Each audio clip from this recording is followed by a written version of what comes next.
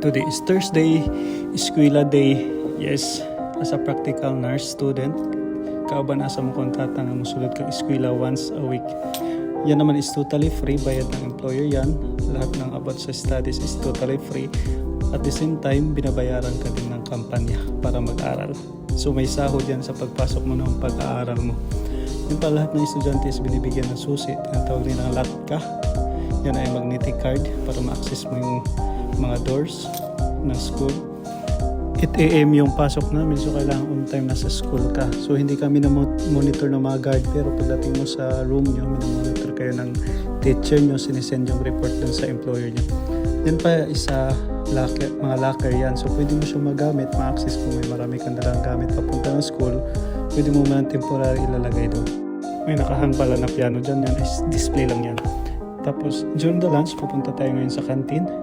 Ang canteen naman is totally free. So wala ka ding babayaran.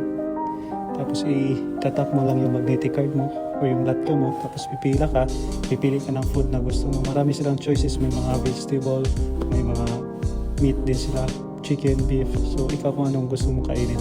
So unlimited din yan. May time lang kung anong oras yung naka-display during the lunch. Siyempre kasi gutom tayo. Dinamihan ko na.